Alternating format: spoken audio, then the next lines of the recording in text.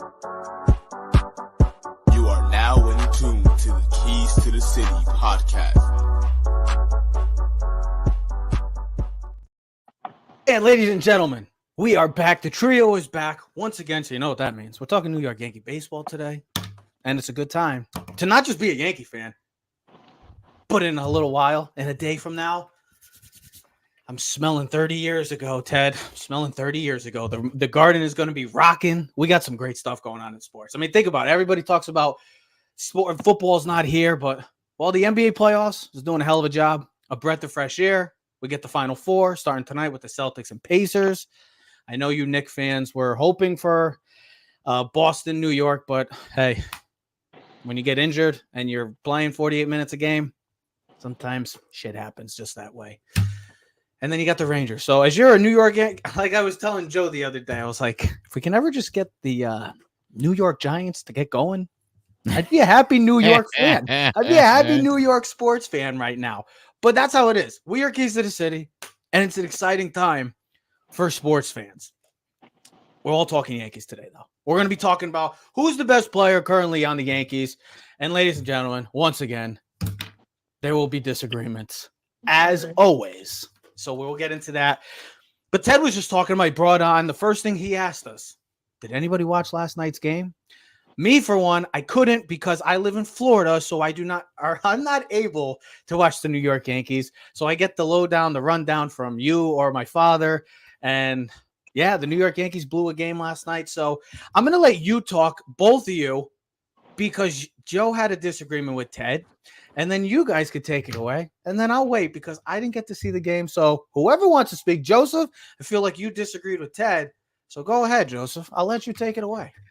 All right, listen, last night's game, I remember earlier in the afternoon, I was scrolling through Facebook, and I saw what I've seen the last, 3 weeks, that meme about Clay Holmes and his perfect streak to start the season.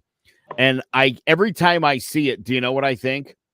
Here comes tonight, he's going to blow it. He's going to give up 3 or 4 runs, and that's fine. Mm-hmm. And listen, Teddy's going to tell you it's a bad loss, and maybe it is.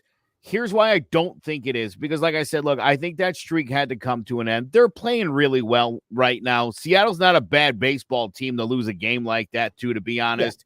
Yeah. And finally, here's the all-important thing. Clark Schmidt's on the bump tonight. Let's see how this team responds. Teddy, if they lose, 5 of the next 8, that's not happening. Then it's a bad. No, Joe, I think I know what you're saying. If they go on a look, then that's a bad loss. If they come back tonight and they kick the crap out of Seattle, and Clark pitches well, then it's forgotten and we move on. And maybe Holmes gets in there in the 9th inning and has a clean inning and everything is fine. But listen, you guys remember, we've been talking about this for many, many years now. Mm-hmm. The Mariano Rivera effect, as I call it. Mm-hmm. This expectation that a closer is going to come in every single night and never give up a run or a hit. We as Yankee fans, because we watched Mo for 17 years, we're like, that's what they're supposed to do. But they never do. I mean, Clay Holmes has been, like you said, he's been better than advertised. You could have. Yeah. He couldn't have. Honestly, he could not pitch better up until last night. So you have to expect that there's going to be 5 to 7 clunkers before you get to October with this guy. Most closers the good ones are going to blow 4, 5, 6, 7 saves. I'm not worried about it. Ted, Ted, you're on mute. Oh, this is when Ted's quiet. No, Ted's not talking.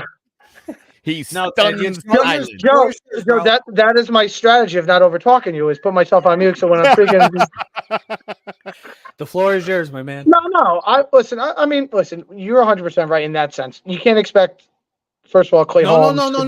Do not say you're 100% right. Do not say you're 100% right. No, he's 100%. Do not go back on you. Listen, he's 100% right in the sense that the expectation to think that your closer is going to be perfect every time. No, I get it. But this bullpen and this team has been so dominant, I think, early in this season. They've been on a 7-game win streak. I was just looking up some stupid stats before the screen just went black, but whatever. They were like number one in like batting average, ERA, a lot of the pitching stats. In all the hitting stats are all like in the top 5. Guys are picking up the slack. Bunch of guys are picking up, But I thought like last night, like you're up 4-1. And Stroman's home run, you could tell he was pissed. Like last night, he was wheeling and dealing. The team's pitching staff, Trev, I don't have it in front of me, but I sent you on Instagram. Like the pitching staff, I believe they'd only given up like 6 runs. 6 runs in like the last 6 games. The pitching staff, the last 6-7 games has been total. I mean, I joked because I went to the game Sunday, the Yankee game, and of course, the conversation starts up at the bathroom, and I'm like, it's funny, you question this team, but Joe and I kind of used your metaphor. I'm like, they're doing this without Cole. And then one of the guys goes, yeah, think about it, they're going to get Dominguez 2 back. And I'm thinking what we talked about a couple years ago, like you're going to get 2 All-Stars back possible after the All-Star break. We talk about like trade deadline, what type of moves? I don't know. You maybe getting the best pitcher back after the All-Star break and maybe one of the young brightest hitters and Jason Dominguez. And you're like, oh, wait, does he have a spot in the outfield? Like that's how good the outfield as a whole has played well. But I thought last night the way the streak has been going on, the way this team has been playing, I just thought last night was a bad loss. It was a bad loss. You're up 4-1. You're in the. I get it. And here's the other thing. You know why it's a bad loss? Because Joe's favorite player, Gleyber Torres, had a bad throwing error at second base, which kind of propelled the Seattle's offense. And then Holmes just wasn't. He was flat last night. He just didn't play well. But that's the thing. I think. And I listen. They should have won the game. That's a game you must win last night. You keep the streak going. You should have won. I understand. Go watch baseball every day in and out, and it happens every other week. I just think as an expectation, the way this bullpen, this team has been playing, as a Yankee fan, they should have sealed the deal last night. You can look at that team last night. They're like, F. We screwed okay, up. Ted. We're a PG-13/rated R show now. So if you want to drop an F-bomb, you drop an F-bomb. No, it sounds unintelligent, but no, that was just something that I just thought was a bad loss. For a team that's been rolling. Now, I think you're 100% right on this, though, Joe. How do they respond from last night's loss? Yeah. Does this propel them where they go on another like 3-4 game win streak? Or is it something like, damn, then we lose like 2 out of 3 against Seattle, and then whoever comes up, how does the rest of the series in the week go on? I just think when you're on a streak, bro, you want to continue as long as possible, especially baseball guys. Like everything's rolling, you keep everything. Judge is honestly right now, he's the best player in baseball. Well, Ohtani's numbers would say he's the best player. Ohtani's numbers right now, he's the best player, but in the AL right now, and on this team, Judge is carrying this. I mean, he's phenomenal right now. Ted, he's unbelievable. His whole April, and we joke about this all the time because remember when we used to do these shows and we used to jump down the Yankees. I think they lost like 2 out of 3 one time or 3 out of 4 against the Orioles. We're like, they stink. It's like Joe's like, dude, it's the first week. Do you guys realize there's 6 months left? There's 158 games left. Like, chill. You said something. Go ahead. You said something during your spiel that's the problem. Us Yankee fans. Oh, we demand perfection. Like, I don't think there's a problem with that. We never. No. I know that, but we expect. Oh, Clay Holmes is gonna come in. Bam, game over. It's like, hey, sometimes it's 162 games. You're due to have. They all have it. The Dodgers have it. The Braves have it. The Phillies have it. The Yankees have. They all have it. And even in the past, we've all seen games in our lifetime that look. You're gonna be up 4-0, 4-1, and you're kicking ass throughout the entirety of the game. And then one inning they were hitting bloop singles. And then, like you said, Gleyber throws a little error and everything changes. But that's just going to happen. We can't grow accustomed to in the sense of, oh, Clay Holmes is coming in. It's going to be 1, 2, 3. I get it that he's been so great and he has been the best closer in baseball this season. And I get it. But we also have to be like, hey, we're going to have some of those hiccups once in a while. So it's okay. I know it's a bad loss. It's a tough loss, but Joe said it too. It's not like we're playing the White Sox and we just lost a game like that. We took care of the White Sox. Seattle's a team that, to many, could be playing in the playoffs this year. They suck. They're not a bad. Seattle doesn't. They're not. Listen, they're not at the same level. That's like saying, "Oh, the Indians or the Guardians." Yeah, they were a really good baseball. Okay, bro, they stink. They're not on the same level. They're not on the same level. They're still a good team. They're still a team that's going to be playing in contention for postseason ball. Listen, that's like Dallas losing to the Giants right now. Shouldn't happen. No, that's crazy. Listen, Seattle's not a good team. They're an average team. Seattle, even though they're in first place in the West, they have been terrible on the road this year. So maybe in that respect, this is a bad loss, but they've been a phenomenal team in Seattle. And I just think the way they've been playing the Yankees with the streak, that's why it was a bad loss. You know what I mean? It's like they've been playing. I agree. You know, I like agree, when you're on the you know this, when you've been on a streak and you've been rolling. Yeah. Like I get it. the way, listen, if they just got beat last night, like, hey, they somehow Seattle was up like 5-2 or they were up 5-2. like The Yankees 8-0 or scored, something. not 8-9, like 5-2. And the Yankees scored 2, 1 run in the 8th and 1 run in the 9th, but they fell short and they lost. So be it. You're up 4-1 in the 9th. You got the best closer in baseball, and you have the lineup coming up that you did. It's just a bad loss. It is a bad loss. And it reflects on Stroman, who pitched a phenomenal game last night. And you could tell, and you could see that last night after the game, they were pissed. You could see, and then they showed, if you watch the dugout, the walkout, you could see the difference in this team. It wasn't like, we'll be back tomorrow. Did you just I did, because I Teddy just made, I think, a brilliant point here. What he just pointed out. Oh, what a shock. Joe and Ted agree. Oh, wow. No, I'm telling you, Teddy, you're going to like this. You have the expectation right now, as does this team, and you could see by their reaction last night of being angry that they expect to win every night. It's different, though. Doesn't it feel different a little bit? I hate, sometimes we have to bring this team up when the Yankees are playing exceptionally well. Yes. But you go back to 1998 where, and again, we're talking Mariano Prime, the expectation these guys had every night was that we're going to win the game somehow, some way. And obviously that year they always found ways to win. They had a couple clunkers in there. That team also started the year 2-5 before they went on a phenomenal run over 30 games. So I still feel really good about this team. I'll tell you what, let's talk about, because we're going to talk about Glaber in a couple minutes, but I don't want to get negative yet, but he's a problem. I feel like, here's the thing. Glaber's the problem. But I don't want to talk about him right now. I want to talk about. Go ahead. There's two people I want to talk about right now who I think are phenomenal, and it's about time the Yankees did this, right? Think back to Joba and Phil Hughes and Chance Adams. You got Louis Gill and Clark Schmidt, guys you brought up through your system who are phenomenal pitchers. Both right now on track to be all-stars. Clark Schmidt has been, and even Boone has said it. Even Boone has said it. He's making it tough for me to have to pull the ball out of his hand, and literally telling me like, "No, you're not taking the ball out of my hand." He's been great. I think he pitches tonight. He's been dominant. He just said Gill been great. Stroman has been so far really good. Rendon pitched all right now, man. Rendon pitched great on Sunday. And this is the great thing about it. You still got the best pitcher sitting in the wings. And then when we get to the negativity, we'll flip it and say, well, eventually you'll have DJ coming back. Well, now they say he's coming back to third. Think maybe you should put him at second. I got so much to say right now. I really do.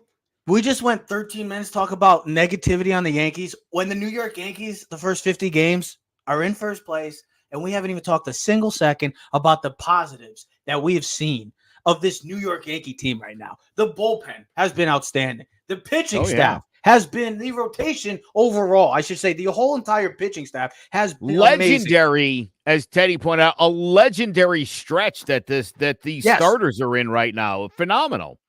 But that's why I just said I don't want to be negative right now. I literally said that. And this offense has been as advertised. So we're about to hit the 50-game mark today. We got 112 games left. I want to get into the Glaber stuff in a little. I do want to get into that. We'll get to that later. Because I love talking about Aaron friggin' Boone. I just love talking about him because here he goes again, that man making bonehead decisions. But we'll talk about that in a few. I want to talk about that. We've hit the 50-game mark, 33-16, 2-game lead over the team that most people expect to win the AL pennant, the Orioles in the AL East. But there's been so many reasons as to why. I really want to get both of your takes on this question. Is to you, and we're all going to spiel. We're all going to say what we feel.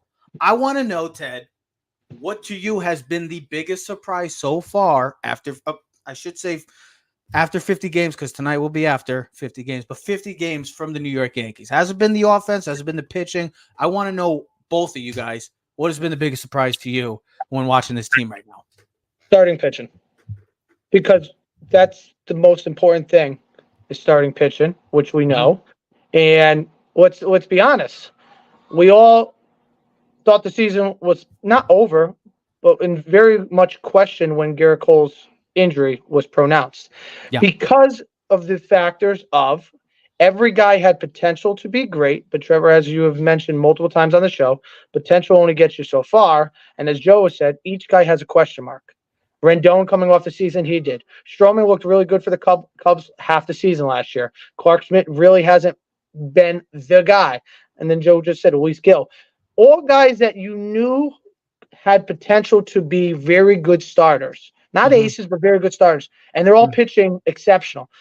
And listen, we know this offense is good enough to produce, right? There's way too many guys through this lineup not to produce, right? Yeah, even if one guy like Judge, who wants to bat 200 in April, should be okay because there's enough guys like Stanton and Verdugo and now Soto. And I think he's the biggest factor why this team is different. It's just a mindset and listen, one guy can really change it's like that song, one guy can change the world. He really can change the whole mentality of the Yankees. And I really feel he has, even with the exceptions of DJ and Dominguez and certain guys being out. Yeah. The starting pitching, bro. Look at it. The starting pitching is all top three.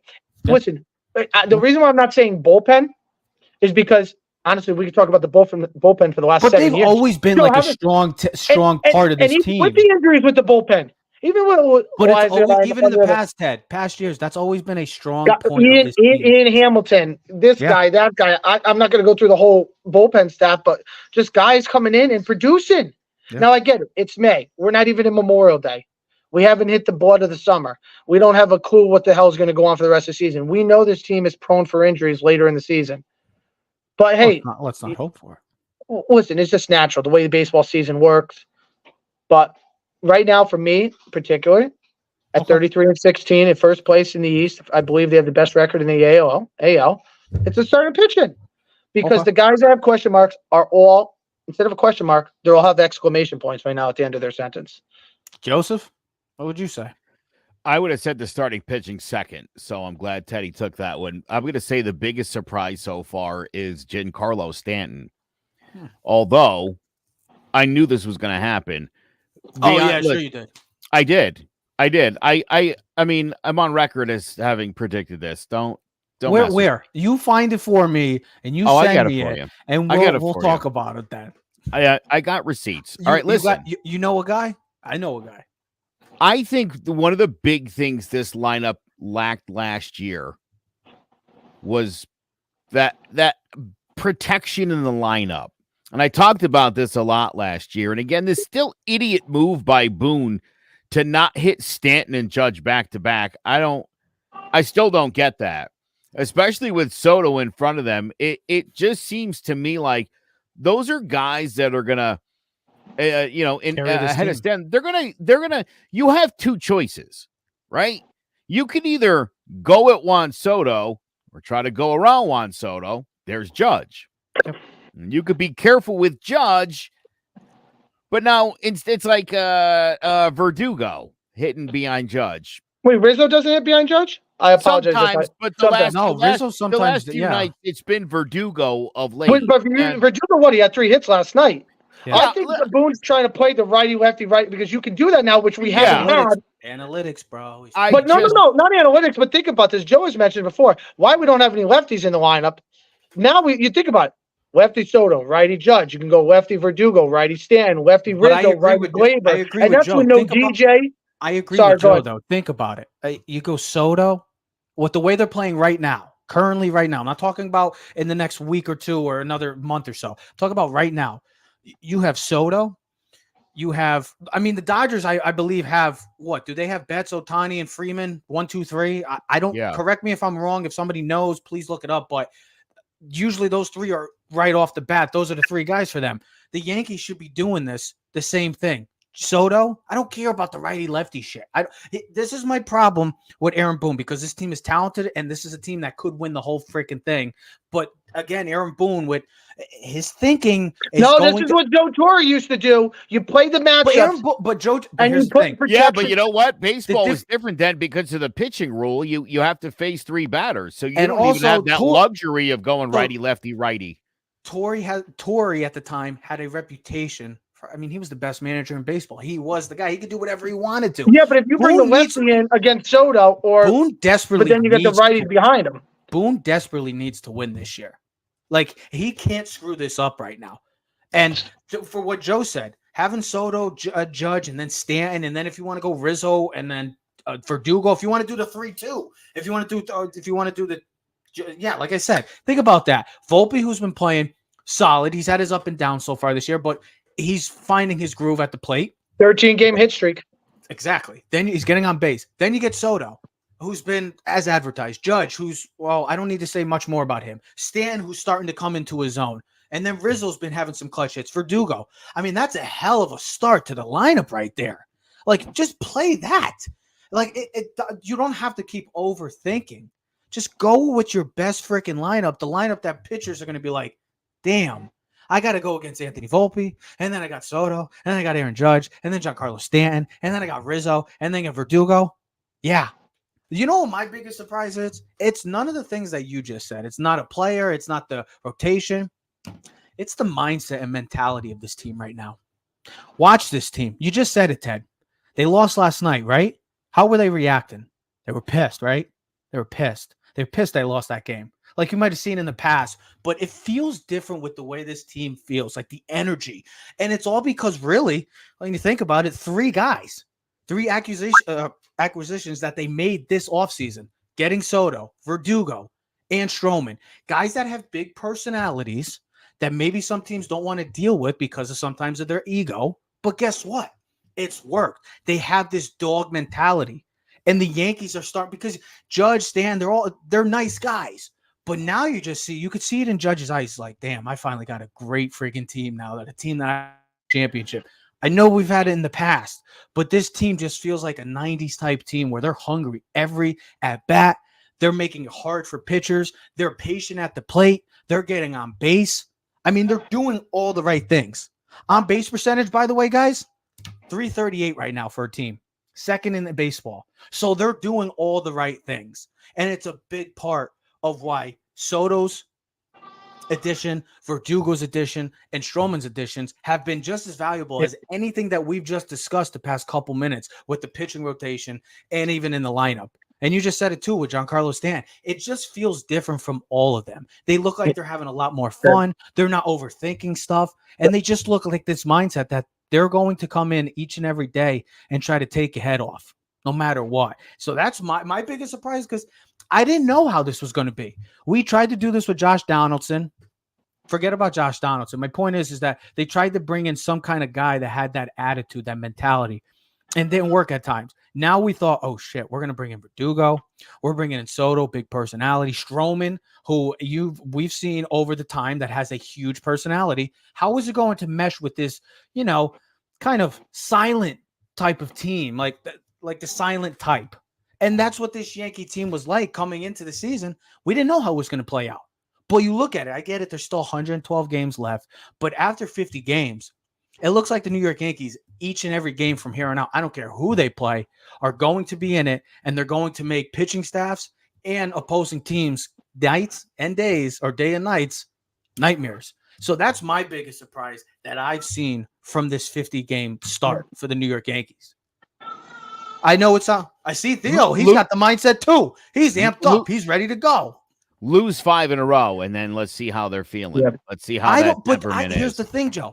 I look at this team, and yeah, we might have seen it in the past. I don't see this team losing 5 games in a row, maybe 2 or 3, but I don't see it just because of this hungry sense of mentality, and their presence at the plate has been like outstanding, and that's a huge reason to Soto's or him coming into this team. He's changed. Like, it seems like those 3 guys specifically have changed the whole dynamic. Ted. I'll put it this way though. You posted a question. I posted a few yesterday. I was very active. The question of who do you think is the better player? Oh, we're getting into it. And I checked. Please shut the hell up. I signed up on And now reading what I'm reading right here, I think it exemplifies No, why you didn't change your pick. why Judge. I picked Judge, not Soto. Yes, sir. I checked off Judge, 100%. Judge is the spoon that stirs the drink. And when I look at this stat right here and saying, as good as Soto played in April, the Yankees were 20-13, with still their pitch staff pitching as great as was. On May 2nd, since Judge has turned that corner, I don't know if you've seen this, they had won 13 of their past 16 games.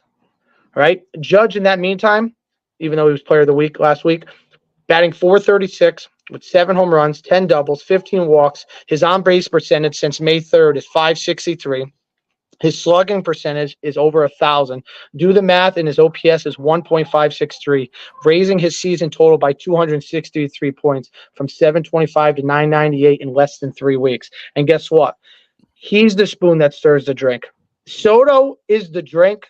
Judge is the stirrer. I was hoping you would have had like an Italian. I was hoping you had like an Italian reference. Like, wait, isn't the drink the better player?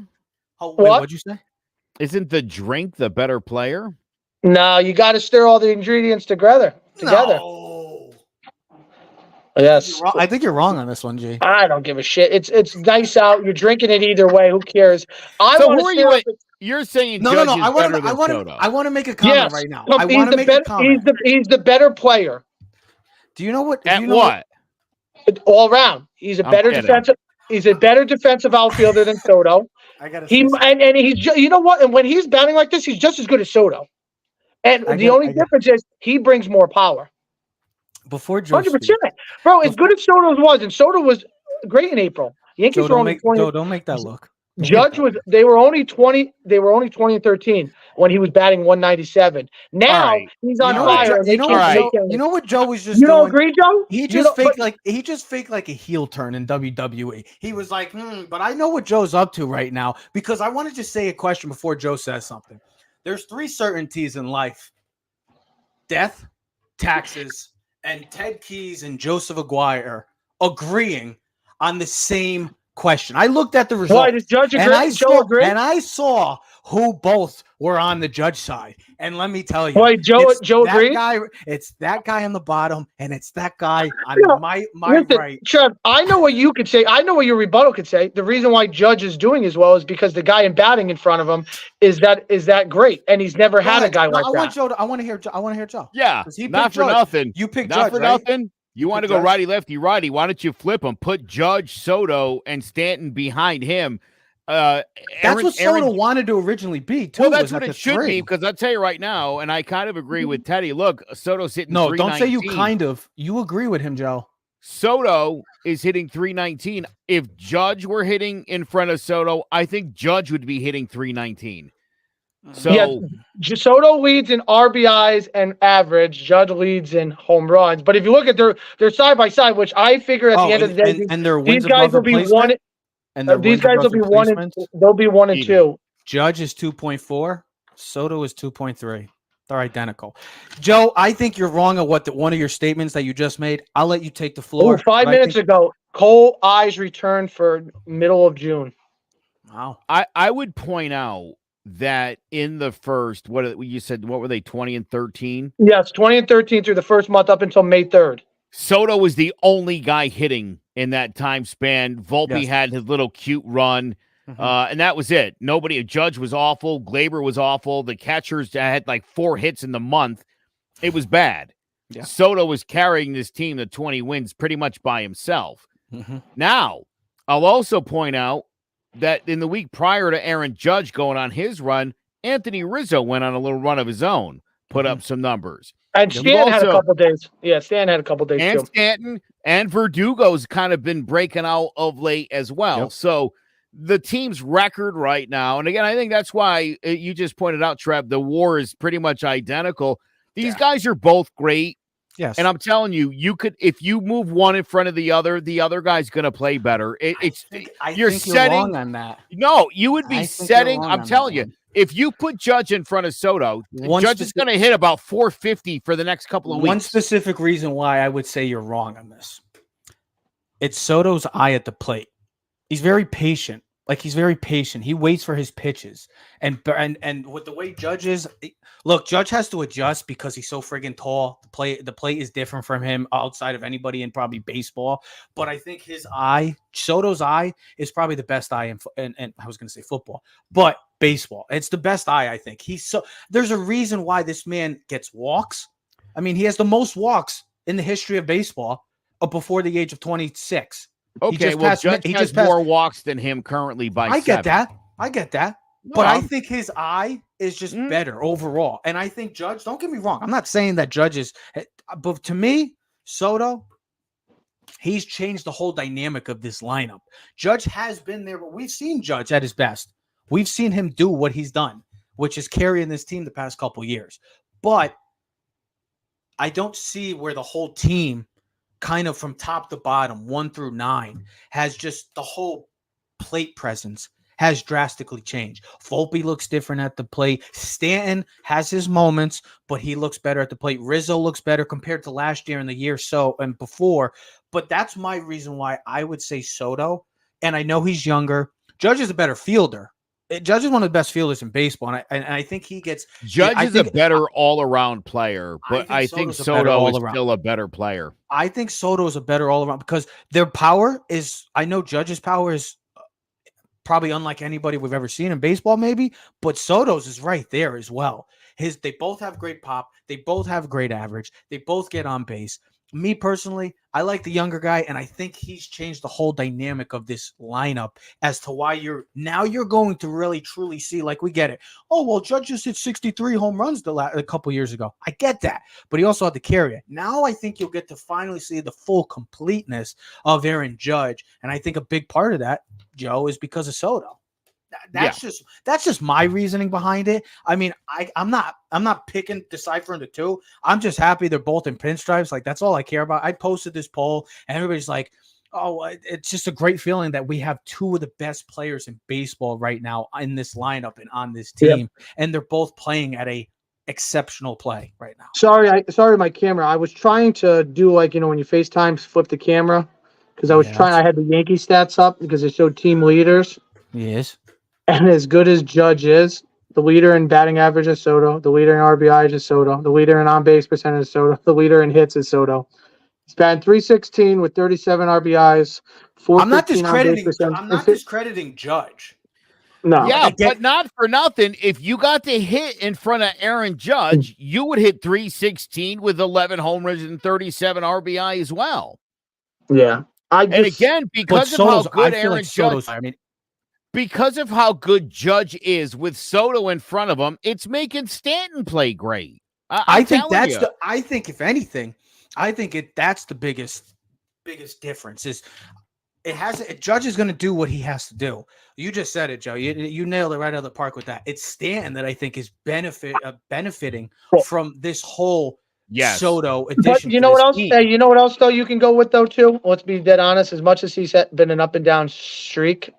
Remember when the Yankees? Remember the Yankees were really good about 2-3 years ago? Yeah. It was DJ at the leadoff position. Volpe really kind of being like, all right, I got my first season. I wiped off the dust.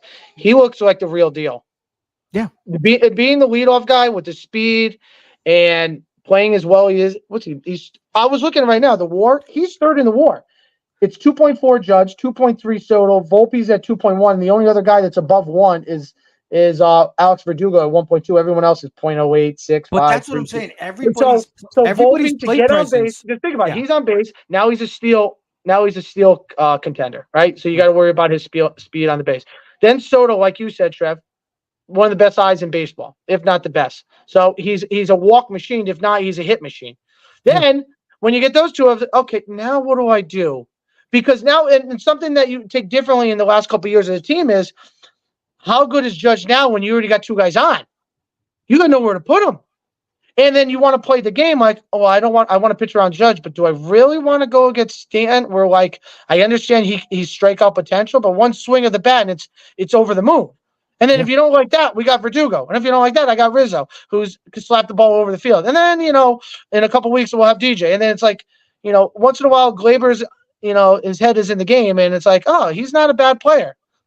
outside of the That's defense. why but that's why I said I feel like Soto right now to me is the best player on this team because of the fact of the impact he's having overall on this entire lineup. Like we've seen enough with Judge that he's going to be Aaron Judge. He's going to be one of the top 5, if not top 3 players in the world. Well, he's going to do his thing. It's what are the other 8 players in that lineup? Yeah, I said it was and Soto. You could see Soto, huh? I said it was Soto. I'm saying Soto's. I'm voting for Soto in this poll. No, you voted for Judge. I saw the reviews. I saw both of you voted Judge. Don't get back on your word now, boss. I clicked on the wrong button and I couldn't figure out how to undo it. I just made all my arguments for Soto. I think it is Soto. I think his effect on this. Although, listen, here's what I say before, and I stand by this. Judge is a better all around athlete. He's a much better fielder. Yes. Okay. They're very even at the plate. Yes. With that in mind, I would say Judge is. Now he's saying Judge is better. See, now he's saying because you could go back. You could go either way. No. We don't go the back. So that means Soto's not getting paid more than Judge. Oh, Soto's getting paid $1 billion. Joe, I text you all the time. They should pay him the same. Well, yeah. Listen, I mean, look. I was on a Yankee. You know how idiot Yankee fans are on Facebook. They can't help. Like that's where they're like, let's be dumb. It's like Giant fans. Yeah, same people. Unfortunately, there are people that are like, dude, don't pay this guy. That's crazy. He's gonna want 12 to 14 years. Well, yeah, he's 25. He's gonna be 26. He's gonna be 26 at the end of the year. He'll be 26 years old. Here's the first number. It's going to start with a 10. That'll be the starting number, right? And then it's probably going to be it'll be 10 because what he's going to do is he's going to probably sign somewhere around $600 million. He'll take the $60 million because he wants more annual, which means he'll be the highest paid player. Because if you actually if you look at Ohtani's numbers, based on the numbers, it's only $46 million a year. Go break down the numbers. It's not $70 million a year. It's $46 million a year after all the stuff when they do the whole thing. And then he deferred payments. So Soto will probably do it somewhere around 10 years or 12, like Joe said, for $600. And then what's going to happen is like they do in football, after 5 or 6 years, when he's like 29, 30, around Judge's age, he'll renegotiate like A-Rod did. Because don't forget, didn't A-Rod sign like a 10 years with the Yankees? And then he re-upped beforehand, and then they put the extension for like another 7 or 10. The first deal was 10 years, 275 with the Yanks, and then I forgot what the second deal was. But yes, I know what you're saying on that. So I think because really it's like with the Judge deal. Everyone's like, oh, you gave Judge like 10 years. It's like, bro, don't worry about it. Worry about the first 5 or 6. Well, right. Listen, you're not paying for it. What do you give a shit?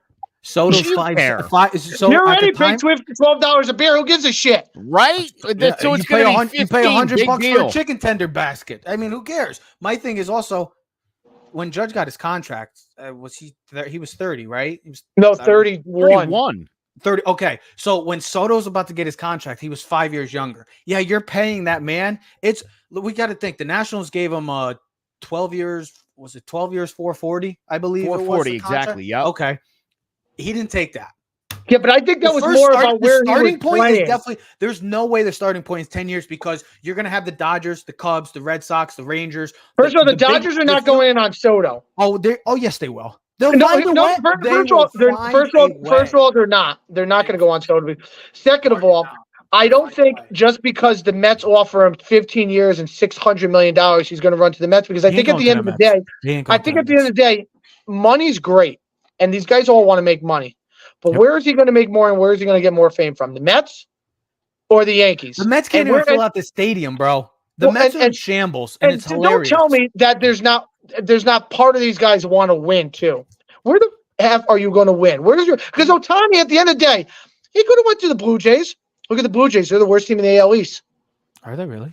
Yeah, they're the worst team in the AL East by record-wise. Go look it up. Wow, 10.5. And it's with all their bad. And did he really want to go to Canada? No, he didn't want to go to Canada. Oh, he wanted to stay in He wanted to stay in LA where it's nice and warm. He's familiar with the area. And I don't know, maybe Freddie Freeman and Mookie Betts are boxing you in. I don't know. Soto looks at it and he's like, well, I still got Judge and I for the next 5 years. And I know the Yankees are the type of team where they're not afraid to go put some players around me. I got the best chance to win. And And Soto's always didn't he always want to be a Yankee, similar to Harper? I feel like he always wanted to be part of in New York. I don't know if Yankees Mets could have been, but I don't think the Washington Nationals scream, I want to be there. Like, think about it. Think about all sports. You see the guys like, I get it's it. the market. Yeah, you got to look at the market. They market. come in, they get drafted, they become, you know what? We see it in basketball guys like, hey, LeBron, but it's almost like he's too big for Cleveland. And it was like some he should have been somewhere else. Some guys just are certainly. It's not just the play; it's just their Soto their ego. For the Washington. I mean, think about it. Soto signed that deal for the Nationals. You think you want to be on the Nationals right now, bro? You think you want to play for the Mets? They're the worst team in baseball right now. I want to close out with this because we talked about Judge, we talked about Soto, we talked about all the great things, but with the recent news of DJ LeMahieu nearing return. Aaron Boone coming out and say he's going to be the everyday third baseman. It makes you wonder again, why? You have a massive issue at second base, literally staring you smack dab in the face. Because they want to keep Gleyber in the lineup. They don't want to lose his back. He's going to be the as much as you can argue right now. He sucks. Tell me if you both agree with me. Gleyber Torres will be the odd man out, and Gleyber Torres will be traded for a pitcher at the trade dedeline. Am I crazy to think that, or am I wrong? Because you're not crazy because he hasn't signed an extension. He hasn't signed an extension. So, but but here's the thing: you got to play to your potential to be worth the value of your trade asset, or you're worth more to the Yankees and holding on to them to the end of the season and just say, you know what, the playoffs will start, and when the 7th, 8th, 9th inning, we'll move DJ to second, and we'll bring the other kid in, and he'll play third base. And that's where you make the defense adjustment late in the game. No different than pulling out your center who can't shoot free throws at the end of the game. I like asking Joe this question because of the fact that Joe, always talk about Joe hates Gleyber. No, it's not that. It has nothing to do with. It has nothing to do with his dislike. I don't hate Gleyber. It's not with the dislike. No, you've been Gleyber since day one. I wish Gleyber was better at baseball. What I would say, what I always ask about Joe with this, because we always talk about the fielding. DJ LeMahieu was a Gold Glove second baseman. Why? I mean, Oswaldo's been great. When he comes, I don't even know where the hell he's been. And Birdie has been a nice substitution for the time being right now. He's hitting a little bit, too. That's what I'm saying. Why change anything? And you know that. Look, why did they lose last night? Why did they lose last night? Well, I'd say pitching first and then second. How did it start? The pitching. Clay Holmes giving up the hits. They got like 5 singles in the thing. Okay, then what was the next part? What was the next part you were going to say? Well, he had a throwing error, but it didn't lead to a run. It just moved the guys over. When we're talking about this in October and they're playing in an ALCS or they're trying to get to a World here's Series. The thing. If you watch that play, Rizzo should have scooped that. That was not a Rizzo scoops that 8 out of 10 times all the time. That was not a hard scoop. My point is, LeMahieu would have made that play. It happens far too often. If we get to, like I said, October and we're playing in the ALCS and it's game 6 or 7 and they have a chance to win. Who do you want at second base? You don't want the guy that continuously from the time that he's been up on the Yankees has never vastly improved. Maybe very little, but he's never improved. And you have a DJ LeMahieu, who is a utility guy. I get he can play anywhere on the field, but he is a Gold Glove second baseman. Won it with the Yankees, won it in Colorado. It seems like such a simple solution, Joe, but yet it's such a hard decision. Can I say one thing? And I'm only thinking this, and Joe, you'll probably agree with this. Maybe less movement at third base on the legs. Where second, you got to do a lot more moving, moving up and down thing. Where third base is more the hot corner. It's more a step to the left, step to the right, and a dive. It's not as much movement, so maybe it takes a little pressure off his legs. Boy, where do I start here? Gleyber Torres peaked as a junior. That's how it went, and it's unfortunate. I thought he was going to be great when he was hitting 38 home runs in back-to-back seasons, coming off a phenomenal rookie year. I think at this point he would get the 2018 Miguel Andujar playoff experience where hey, we're going to sit you tonight and play anybody else. Remember put in Hencheveria. Yeah. Gleyber Torres right now, I don't know. You're talking about a guy who is really without a contract. Yeah. Who would be easy to move. It would make sense to move him now. And you could, I mean, I'm sure there's a team out there that would find great value in Gleyber Torres as a left fielder or a DH or he's got the something pop. else. The second base experiment was a disaster. Let's move him back to his natural position at shortstop. Unmitigated disaster. That was even worse. Back to second. Like, all right, yeah, then he's good. It's like, no, he sucked at second. Mm-hmm. He sucked worse at short, his natural position. And now we're like content to have this guy back playing terrible second base on what is otherwise a really good defensive team. Yeah. That's my other problem. You have a giant hole right in the middle of your field. Mm-hmm. And listen, over the last 5 years, he's eventually, even in the down years, he's hit enough to justify the shitty defense. Yeah, it's made up. That is not happening right now. Mm-hmm. And again, this is one of those where I'd like to slap Yankee fans in the face. Yeah, just put DJ. He's just as good at third. No, he's a Gold Glove winning second baseman. How is he just as good at third, idiot? How? He's adequate. Literally one as good as when he's at second base. I mean, it's an idiot take, and about 95% of Yankee fans have it. It's the funniest thing because he literally won 2 Gold Gloves. He won one in Colorado, where we know Colorado is known for a hitter's park, but that man made it work there, and then won it again at Yankee and as a Yankee. This is where Rizzo. This is where I get so alternate with Rizzo and then play like shut your mouth. Just shut up. You know what a Gold Glove winning second baseman is?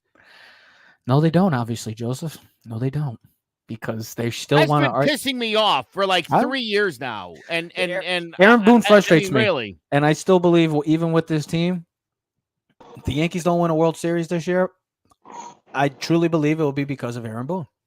I do not think Aaron Boone.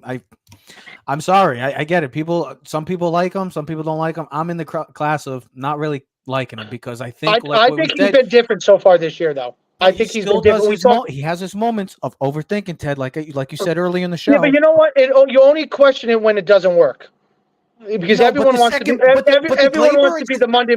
Listen, Gleyber at second base. There has to listen. As much as we think what we know, there has to be someone in that building, analytically or non-analytically, that can say the reason why we're doing this. And I don't think DJ is going to be the everyday third baseman.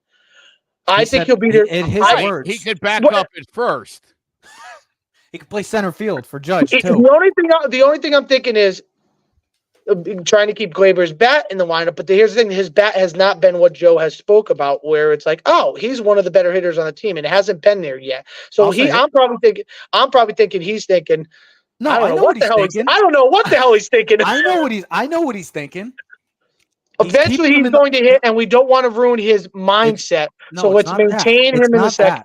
I truly believe it's because they want to keep him in so they could eventually have some sort of value so they can trade him, because he is going to be the odd man out.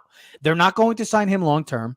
He's not a good second baseman. There's going to be a team that can use him, that bat, and the Yankees are going to and I feel like the Yankees are going to look to find somebody in the back end of the rotation again. Here's the thing: DJ's not the long-term solution, though, bro. You can already see the bottom falling apart. I never said he was. I'm talking about this year, right now. He is the best option because you know what you're going to get from him. Well, I do not want to see down the road where the Yankees are in a must-win type situation, and we get a situation like last night where you're up 4-1. But then I think in that situation we do what Joe and we did before. You're pulling Gleyber in the 7th or 8th inning. You're putting DJ at second, and then you're putting the third baseman kid. I apologize, I can't think of his name but the guy Oswaldo. No, not Cabrera. The other kid. Oh, John Birdie. Birdie, and playing him at third base because he's the better defense. And what they did back in the day, you put him at third. Volpe stays at short. DJ goes to second. Rizzo. Now your defense is even more solid. The question will be then, who's your 3 starting outfielders? Is it Judge, Soto, and Verdugo, or do you put Judge and save his legs in at DH and put Dominguez at center field. But I think Judge has to play the outfield because his arm and his defense is so exceptional. See, I think listen, I think at the end of the day, it's a good problem to have as Yes. long as, and we know this with any other sport, winning cures everything. Yes. All right. As long as you win, no one talks about the issues. You overlook the issue. It's when this team starts falling apart or losing or not living up to the expectation is when you start picking and nitpicking the questions about this guy's walking, this guy's hitting, Stan can't hit, Glaber's making throwing, having bad throws or striking out too much. The pitching staff's not doing. Clay Holmes, that's when. But as long as you keep winning, we'll all forget about it. And I think, and we all know at the end of the day, this team and how Yankee fans feel. You have to win a championship. We worry about championships. That's what, and I will say this: the only thing I'm positive, and I can't believe we didn't talk about, is we've owned Houston so far this season, and that's got to be a positivity, at least in the mindset of this team early in the season. I don't give a shit what you want to say about Houston struggling early. It's still got to be in the mind. We could beat these guys, right? Something that I don't think they believed in. Maybe it's Soto's mentality. Maybe it's the team mentality. Maybe it's everything that this team has gone through the last couple of years between not living up to the expectation, getting swept in the AL, not making the playoffs, not whatever it is. Maybe this is the year. Maybe this is the year of New York. Maybe this is New York. It's also the regular season. I need to see if they do meet in the playoffs because the postseason is where it matters. That's all. As Yankee fans, and if we're going to win, we're going to need Cole.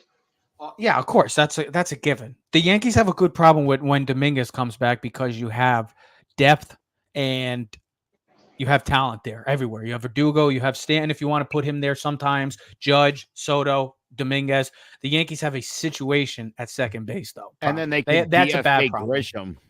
Yeah, Grisham might be the odd man out. I think he's definitely the odd man out. Which he's a pretty good. He's known for his fielding, but he's probably going to be the most likely going to be the odd man. Listen, the Yankees just took him so we could The Yankees just took him so we could balance some financial things and help the Padres out for the Soto deal. Who gives a shit? It was all you just throw that guy in the line. We don't care. We'll get rid of him because at the end of the day, we just needed him to hold the lineup through defensively and give the guys a break just until Dominguez comes back late in July, or maybe June, July, whatever. I haven't heard anything yet, but. All I know is the expectation, though, is Dominguez comes back and starts firing like our old boy, our catcher. Oh no, not Gary. Gary Sanchez. Hey, the man's still playing. Don't give Joe the chance. Don't give Joe the chance. Revival, a Gary Sanchez revival. I'm going to start a podcast called the Gary Sanchez Podcast. Just going to cover him. Don't give in to. Don't release the Kraken. Don't give in to. Oh my God. Like it. Release the crack. Is that what your show's going to be? Yeah. Great. What do you think, Teddy? A podcast just about Gary Sanchez. Weekly podcast about Gary Sanchez and his performances. And then once in a while, we'll throw Aroldis Chapman in there. I love it. Why not, Trev? You guys are out of your freaking minds. Esteban Florio, we got to talk about him. Don't forget about Esteban Florio. Don't forget about Esteban. I didn't even know the Yankees played on Cleveland. And we can relive the days of talking about the great contract that Luis Severino and Aaron Hicks had. And then we can also start the Cashman podcast of how that trade of Soto doesn't look too damn bad now when you look at those guys and their performance. All the dumb fans that said, "Oh, the Yankees gave up so much." Yeah, go look at how all those guys are performing right now. Yeah, that's all you need to know. Michael King was the biggest name from there, and he's kind of underperformed. But which sucks. The Yankees are actually going on the road after this week. The Yankees have a long West Coast road trip. By the way, do you remember when the trade went down? And I said, I hate to lose Michael King, but I'm glad it wasn't Clark Schmidt. You did. I remember we talked. Me and you talked for a good hour about it. When the night it happened, I was at work and I was ecstatic. And I remember you said, "Yeah, it sucks that we lost Michael King, but I'm glad we didn't lose Clark Schmidt." I do remember that. I think long term, I think he's the better guy. I mean, King had been pitching great, but to me, I think the more talented and long term success, you're going to get it from Clark Schmidt, a homegrown boy. I love it, and it's working. It's an exciting time right now, ladies and gentlemen. In New York sports, the Rangers. We are a day away from an Eastern Conference Finals against the Florida Panthers. The Knicks had a tremendous season. You got the New York Yankees playing well. Sorry, Met fans. Yeah, that's all I got to say. All you hopefuls there's one guy I want to say that's very hopeful. Hopefully Juan Soto's there. Yeah. Good luck trying to get like 100 people in your stands too, because you guys are garbage. And let's just get to hopefully that the New York Giants get it going. I triple parlayed that other day. The Game 7 Knicks, Rangers, Yankees. You didn't win though. Obviously not. Let's say now, you jerk. Sorry, I'm a dick sometimes. What do I got? I really believed that it was going to be a great day in New York, and I was like, I'm going to get some. I'm going to get some today. Oh, the Sunday you would have hit the Yankees. Well, Rangers already won, so you didn't have to worry about that. And then the Knicks and the Yankees. It's okay, Joe. We all have those bad days. It was nice. It was a nice day Sunday at the ballpark in the Jim Beam sweep. At least you got to see them play the White Sox. Yeah. And you got to see a Judge home run. That was, by the way, Jose Trevino. I like what I've seen so far from him. He's been playing very well. But we got a good time for sports. NBA playoffs tonight, Eastern Conference Finals, Celtics, Pacers, Game 1. Tomorrow, T-Wolves, Mavericks, and then Game 1 of the Eastern Conference Finals, Rangers and Panthers. Exciting time in New York sports. It's an exciting time for sports in general. Ladies and gentlemen, with D. Joseph McGuire, we are Keys to the City. We'll see you next episode. We are out. You are now in tune to the Keys to the City podcast.